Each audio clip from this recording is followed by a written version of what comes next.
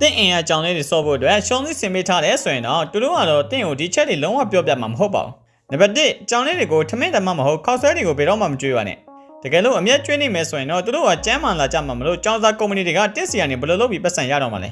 နံပါတ်2ကြောင်လေးတွေကိုကြက်ဝတ်နှစ်ဘယ်တော့မှမတိုက်ပါနဲ့ကြက်ဝတ်နှစ်မှာက listing တက်တွေအများကြီးပါတာမလို့အမွေးမြင့်တွေကိုပြောင်းလဲပြီးတော့နှုတ်ရစေပါတယ်ဒီတော့ဘယ်သူအများအမွေးမြင့်တွေကိုအဖြစ်တဲ့ပစ္စည်းတွေကိုဝယ်နေရတော့မှာလဲနံပါတ်3ကြောင်လေးတွေကိုဖျက်ရီဘယ်တော့မှမကြွေးပါနဲ့တကယ်လို့ကြောင်လေးတွေကဖျက်ရီစားမိမဲဆိုရင်တော့သူတို့ရဲ့မျက်ရည်ဘူးစီးထားတဲ့အစွမ်းလေးတွေကပျောက်သွားပါလိမ့်မယ်ဒါဆိုရင်တိရစ္ဆာန်စေကန်းတွေကတက်စီရနေဘယ်လိုလုပ်ပြီးပတ်စံရတော့မှာလဲနံပါတ်4ကြောင်လေးတွေကိုတခွားတီးဘယ်တော့မှမကြွေးပါနဲ့ဒါကသူတို့ရဲ့ဂရင်းနဲ့နန္နာကိုပျောက်ကင်းစေတတ်တာမလို့ဂရင်းတန်းစင်စေးတွေကဖုံတက်ပြီးတော့ကြံနေခဲ့ပါလိမ့်မယ်